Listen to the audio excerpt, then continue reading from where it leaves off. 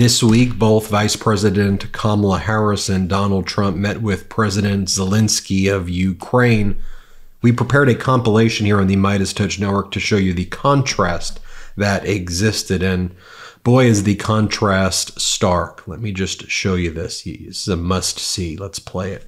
It should stop, and the president wants it to stop, and I'm sure President Putin wants it to stop. Putin started this war, and he could end it tomorrow if he simply withdrew his troops from Ukraine's sovereign territory. Of course, he has demonstrated no intention of doing that. Instead, he continues to assault civilian infrastructure and terrorize the people of Ukraine. Do you believe that Ukraine should turn over some of its own land to Russia in order to end the war? We'll see what happens. There are some in my country who would instead force Ukraine to give up large parts of its sovereign territory, who would demand that Ukraine accept neutrality and would require Ukraine to forego security relationships with other nations. These proposals are the same of those of Putin. And let us be clear, they are not proposals for peace. Instead, they are proposals for surrender, which is dangerous and unacceptable. So we have a very good relationship, and I also have a very good relationship, as you know, with President Putin. And I think if we win, I think we're going to get it resolved very quickly. I really think we're going to get it resolved. I hope we have more good relations. We're going to have, oh, I see. Yeah, but you know, it takes two to tango, you know, and we will. Well, President Zelenskyy, it is good to see you again. This is our 7th visit together, and welcome back to Washington, D.C. As I have made clear on our 6 previous meetings and throughout Putin's brutal aggression and war against Ukraine, my support for the people of Ukraine is unwavering. I've been proud to stand with Ukraine. I will continue to stand with Ukraine, and I will work to ensure Ukraine prevails in this war. You know, it should be noted, it wasn't really in that compilation where you see the contrast between how Vice President Kamala Harris is handling the situation versus Donald Trump. But when Donald Trump was interacting, or whatever you even want to call it, with Zelenskyy, it looked like he was trying to bully and kind of mock and humiliate Zelenskyy, in my opinion. You have Donald Trump basically saying everybody knows there was an impeachment hoax against me, and Russia, and I did nothing wrong. I mean, just embarrassing the United States of America on a world stage. Again, you show you that interaction. Play the clip. And I will say I have had a great relationship. It was very honorable. I don't even know if you know this, but when they did the impeachment hoax, it was a hoax, just a Democrat hoax, which we won. But one of the reasons we won it so easily is that when the president was asked, it was over a phone call with the president, and he said he could have grandstanded and played cute, but he didn't do that. He said, President Trump did absolutely nothing wrong. He said it loud and clear, and the impeachment hoax died right there. He could have said, well, I don't know, I don't know. And I never even told you this, to be honest, but he was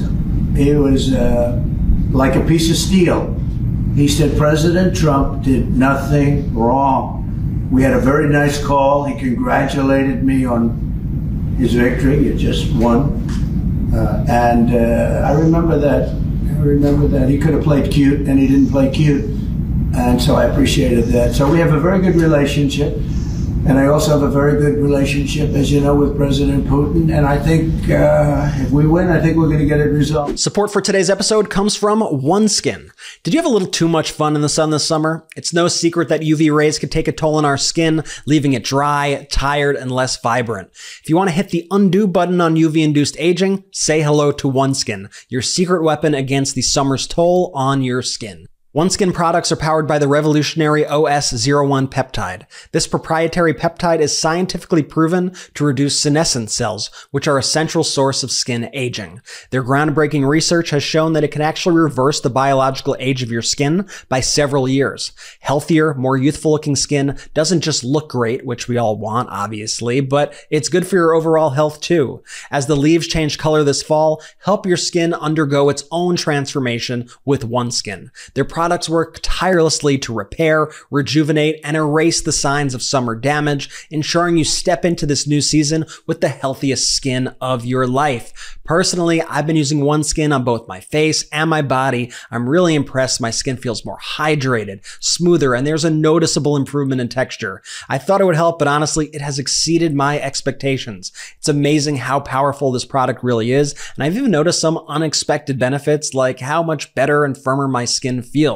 OneSkin is the world's first skin longevity company. They address skin health at the molecular level, targeting the root causes of aging so your skin behaves, feels, and appears younger. It's time to get started with your new face, eye, and body routine at a discounted rate today. Get 15% off with code Meidas at oneskin.co. That's 15% off at oneskin.co with code Meidas, M-E-I-D-A-S. And after you purchase, they're going to ask where you heard about them, so please support our show and tell them that we sent you. We only have one body, one skin, and only you could choose to make it better. Age healthy with OneSkin. You know, earlier in the week, Donald Trump said he did not want to meet with Zelenskyy, and the Republicans in the House refused to meet with Zelenskyy. And Zelenskyy wanted to meet with the political leaders on behalf of Democrats, Republicans, and independents, not even political leaders, just speak to the factory workers like those in Scranton who are manufacturing weapons that are being used for Ukraine to protect itself against Russia's unlawful invasion. But MAGA Mike Johnson refused to have the House GOP meet with Zelenskyy, and Donald Trump initially refused to meet with him. But then when Zelenskyy went to a factory in Scranton, Pennsylvania, and Governor Shapiro, governor of the Commonwealth of Pennsylvania, was there touring one of these factories, it's boosted the economy as well for Scranton. As a result, MAGA Mike Johnson said that the ambassador to the United States for Ukraine must resign, that this was political and now they said this was election interference. Here, play this clip. Are you confident on President Zelenskyy to fire Ambassador Mark? I did. Could you explain this and also tell what if she wouldn't be fired? Well, listen, I sent a letter to President Zelenskyy today because the ambassador crossed the line, and I think she involved him in that. They made a campaign stop on behalf of the Democratic Party and effectively have given a tacit endorsement to Kamala Harris. That's not what we need our allies to be doing, or any foreign nation. I think it's election interference, and I think it's an unforgivable trespass, and I think the ambassador needs to take responsibility for that and be terminated. So I asked him to do that immediately, and I think that's an important request. Speaker Mike Johnson then sent a letter calling on Ukrainian President Zelenskyy to fire Ukraine's ambassador to the United States. And this comes as Zelenskyy will meet with Senate leaders, but Johnson did not want to meet with him. Here's the letter from MAGA Mike Johnson that he sent on September 25th. Dear President Zelenskyy, I demand that you immediately fire Ukraine's ambassador to the United States. As you have said, Ukrainians have tried to avoid being captured by American domestic politics and influencing the choices of the American people ahead of the November election. Clearly, that objective was abandoned this week when the ambassador organized an event in which you toured an American manufacturing site. The facility was in a politically contested battleground state, was led by a top political surrogate for Kamala Harris, and failed to include a single Republican because, on purpose, no Republicans were invited. By the way, this is coming from someone who was refusing to meet with President Zelenskyy. MAGA Mike Johnson goes on to say the tour was clearly a partisan campaign event designed to help Democrats and is clearly election interference.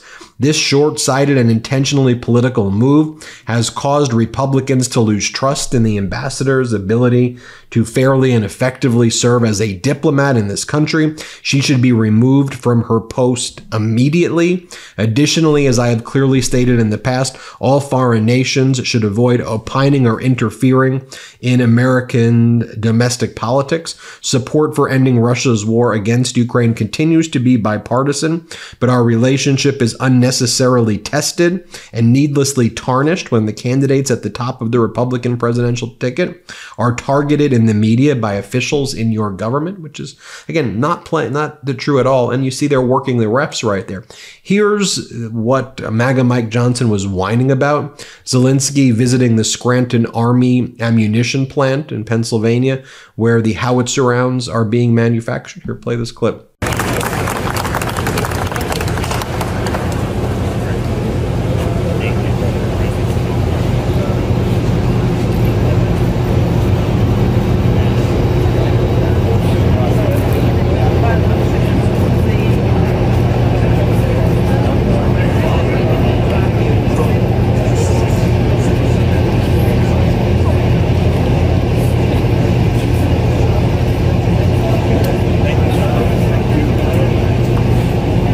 And then I think it's important to show you this. This is from the new Lev Parnas documentary that's out there. And Lev released this footage right here. And it shows over here like how Donald Trump previously, when he was in office, what led him to want to fire the Ukrainian ambassador. Lev didn't even know what he was talking about, but Lev was like, we need to fire, the ambassador. They don't like you. And then just watch this whole interaction. It's pretty powerful stuff. Here, play this clip. How long has Ukraine lasted a fight with Russia? No, I don't think very long. Without us, not very long. Ukraine has oil? A lot. Yeah. A lot of people. It's number one in Europe. Yeah, we could. Ukraine? Yeah. Yes. The biggest problem there, I think, is we got to get rid of the ambassador. She's still left over from the Clinton administration. Where the ambassador were Ukraine? Get rid of her, okay? Get her out tomorrow. Take her out, okay? And finally, here's an ad that Vice President Kamala Harris is currently running. Play this clip. When Mongol warriors stormed Ukraine, Kyiv's church bells rang a night warning. They rang again when Ukrainians rallied for democracy. Today, they're warning the world of Putin's threat to freedom. Yet Donald Trump embraces Putin. If I like Putin, he likes me. He picked J.D. Vance. I don't really care what happens to Ukraine. But Kamala Harris cares. She knows standing up to Putin keeps America safe. Here's another ad that she's running. Here, play this clip. Mr. Gorbachev, tear down this wall. And when one man is enslaved, all are not free. American presidents, Republican and Democrat, have always defied Russia's communist dictators and defended American ideals. Kamala Harris gets this. If we stand by while an aggressor invades its neighbor with impunity, they will keep going. Kamala Harris will stand up to Putin, protect our allies, and keep us safe. Tell me what you think. Hit subscribe, and let's get to 4 million subscribers together. Thanks for watching. Love this video? Make sure you stay up to date on the latest breaking news and all things Midas by signing up to the MeidasTouch newsletter at MeidasTouch.com/newsletter.